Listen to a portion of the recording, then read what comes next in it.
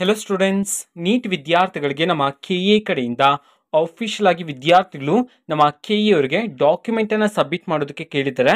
So ಯಾವ ವಿದ್ಯಾರ್ಥಿಗಳು ಡಾಕ್ಯುಮೆಂಟನ್ನು ಸಬ್ಮಿಟ್ ಮಾಡಬೇಕು, ಯಾವ ಡಾಕ್ಯುಮೆಂಟ್ಸನ್ನು ಸಬ್ಮಿಟ್ ಮಾಡಬೇಕು, ಇದನ್ನು ನಾವು ಈ ವಿಡಿಯೋದಲ್ಲಿ ತಿಳ್ಕೊತಾ ಹೋಗೋಣ. ವಿಡಿಯೋವನ್ನು ಸ್ಟಾರ್ಟ್ ಮಾಡ್ತೀನಿ. ಅದಕ್ಕಿಂತ ಮೊದಲು ಲೈಕ್ ಮಾಡಿ ಮತ್ತೆ ತಪ್ಪದೆ ಸಬ್ಸ್ಕ್ರೈಬ್ ಮಾಡ್ಕೊಳ್ಳಿ. ಈಗ ನಾವು ಇನ್ಫಾರ್ಮೇಷನ್ ಅನ್ನು ತಿಳ್ಕೊತಾ ಹೋಗೋಣ.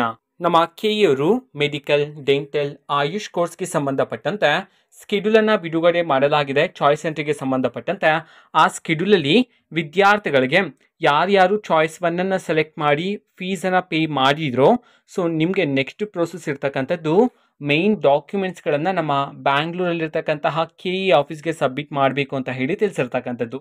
ಸೊ ಹಾಗಿದ್ರೆ ಯಾವ ವಿದ್ಯಾರ್ಥಿಗಳು ಡಾಕ್ಯುಮೆಂಟ್ಸ್ಗಳನ್ನು ಸಬ್ಮಿಟ್ ಮಾಡಬೇಕು, ಯಾವ ಡಾಕ್ಯುಮೆಂಟ್ಸನ್ನು ಸಬ್ಮಿಟ್ ಮಾಡಬೇಕು, ಇದನ್ನು ನಾವು ಈ ವಿಡಿಯೋದಲ್ಲಿ ತಿಳ್ಕೊತಾ ಹೋಗೋಣ.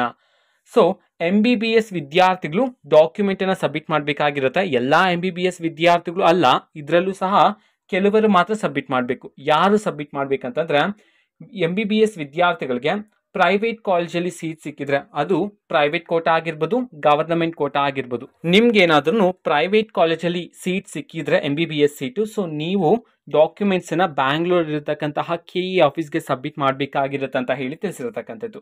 ಓಕೆನಾ, ಈಗ ಕ್ಲಿಯರ್ ಆಯಿತು ಯಾವ್ಯಾವ ಡಾಕ್ಯುಮೆಂಟ್ಸನ್ನು ವಿದ್ಯಾರ್ಥಿಗಳು ಸಬ್ಮಿಟ್ ಮಾಡಬೇಕಾಗಿರುತ್ತೆ, ಇದನ್ನು ನಾವು ತಿಳ್ಕೊತಾ ಹೋಗೋಣ. ಸೊ ಮೊದಲಿಗೆ ವಿದ್ಯಾರ್ಥಿಗಳ ಆನ್ಲೈನ್ ಅಪ್ಲಿಕೇಶನ್, ನೀಟಿಗೆ ನೀವು ಲೇಟೆಸ್ಟ್ ಆಗಿ ಆನ್ಲೈನ್ ಮುಖಾಂತರ ಅಪ್ಲಿಕೇಶನ್ ಹಾಕಿದ್ರಲ್ಲ, ಆ ಒಂದು ಅಪ್ಲಿಕೇಶನ್, ಆನ್ಲೈನ್ ಅಪ್ಲಿಕೇಶನ್, ನಾನು ಹೇಳ್ತಕ್ಕಂಥ ಡಾಕ್ಯುಮೆಂಟ್ಸ್, ಎಲ್ಲ ಡಾಕ್ಯುಮೆಂಟ್ಸ್ 2 ಸೆಟ್ ಜೆರಾಕ್ಸ್ ಕಾಪೀಸ್ ಅನ್ನು ಸಹ ನೀವು ತಗೊಂಡು ಹೋಗ್ಬೇಕಾಗಿರತ್ತೆ. ಓಕೆನಾ, ಸೊ ಮೊದಲಿಗೆ ಆನ್ಲೈನ್ ಅಪ್ಲಿಕೇಶನ್, ನೀಟ್ ವಿದ್ಯಾರ್ಥಿಗಳ online application. Next document choice entry ಮಾಡಿದಿರ ಅದರ ಪ್ರಿಂಟ್ ಔಟ್ ಬೇಕಾಗಿರುತ್ತೆ. Next UG NEET score card ಬೇಕಾಗಿರುತ್ತೆ. ಅದಾದ್ಮೇಲೆ ನೆಕ್ಸ್ಟ್ ನೀಟ್ ಹಾಲ್ ಟಿಕೆಟ್ ಬೇಕಾಗಿರುತ್ತೆ. ನೆಕ್ಸ್ಟ್ ವಿದ್ಯಾರ್ಥಿಗಳ ನೀಟ್ ವೆರಿಫಿಕೇಶನ್ ಸ್ಲಿಪ್ ಸಹ ಬೇಕಾಗಿರುತ್ತೆ. ನೆಕ್ಸ್ಟ್ ನೀವು ಈಗ ಅಡ್ಮಿಷನ್ ಆಗಿ ಫೀಸನ್ನು ಪೇ ಮಾಡ್ತಿರಲ್ವಾ, ಸೊ ಆ ಒಂದು ಫೀಸ್ ರೆಸಿಪ್ಟ್ ತುಂಬ ಇಂಪಾರ್ಟೆಂಟು, ಅದು ಬೇಕಾಗಿರುತ್ತೆ. ನೆಕ್ಸ್ಟ್ ನಿಮ್ಮ SSLC ಮಾರ್ಕ್ಸ್ ಕಾರ್ಡ್, ನಿಮ್ಮ second PUC marks card, 7 years study certificate ಬೇಕಾಗಿರುತ್ತೆ. ಕ್ಯಾಸ್ಟ್ ಮತ್ತು ಇನ್ಕಮ್ ಸರ್ಟಿಫಿಕೇಟ್ ಬೇಕಾಗಿರುತ್ತೆ.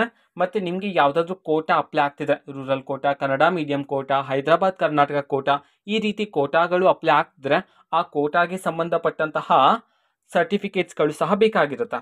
ಓಕೆನಾ, ಸೊ ಅದಾದಮೇಲೆ ಅನೆಕ್ಸಾರ್ 1, ಅನೆಕ್ಸಾರ್ 9 ಈ 2 ಡಾಕ್ಯುಮೆಂಟ್ಸ್ಗಳನ್ನು ಸಹ ನೀವು ರೆಡಿ ಮಾಡಿಸ್ಬೇಕಾಗಿರುತ್ತೆ. ಅನೆಕ್ಸಾರ್ 1, ಅನೆಕ್ಸಾರ್ 9 ಓಕೆನಾ. ಸೊ ಅದಕ್ಕೆ ಅಫಿಡವಿಟ್ ಅನ್ನು ಸಹ ನೀವೇನು ಮಾಡಬೇಕಾಗಿರುತ್ತೆ, ಮಾಡಿಸ್ಬೇಕಾಗಿರುತ್ತೆ.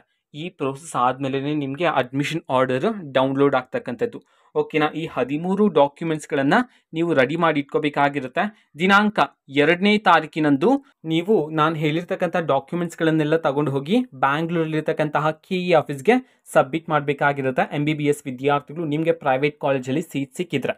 ಓಕೆನಾ, ಸೊ ಇದು ಇವತ್ತಿನ ಒಂದು ವಿಡಿಯೋ. ಮತ್ತೀಗ ನಾವು ಟೆಲಿಗ್ರಾಮ್, ಇನ್ಸ್ಟಾಗ್ರಾಮ್ ಮತ್ತು ಫೇಸ್ಬುಕ್ಕಲ್ಲೂ ಸಹ ಈಗ ವಿಡಿಯೋಸ್ಗಳನ್ನು ಅಪ್ಲೋಡ್ ಮಾಡ್ತಿದ್ದೀವಿ. ಸೊ ಲಿಂಕ್ಸ್ಗಳನ್ನು ಡಿಸ್ಕ್ರಿಪ್ಷನ್ ಬಾಕ್ಸಲ್ಲಿ ಕೊಟ್ಟಿರ್ತೀನಿ, ಕ್ಲಿಕ್ ಮಾಡಿಬಿಟ್ಟು ಫಾಲೋ ಮಾಡಿ. ವಿಡಿಯೋಸ್ಗಳನ್ನು ರೆಗ್ಯುಲರ್ಗೆ ಅಪ್ಲೋಡ್ ಮಾಡ್ತಿರ್ತೀವಿ. ಜೊತೆಗೆ ಬೇರೆ ಡೌಟ್ಸ್ ಇದ್ದರೆ ಕಮೆಂಟ್ ಮಾಡಿ ತಿಳಿಸಿ. ಮತ್ತು ವಿಡಿಯೋ ಇಷ್ಟ ಆಗಿದ್ದರೆ ನಿಮ್ಮ ಫ್ರೆಂಡ್ಸ್ಗೂ ಸಹ ವಿಡಿಯೋನ ಶೇರ್ ಮಾಡಿ. All the best. Thank for watching. All the best. Thank you. Bye.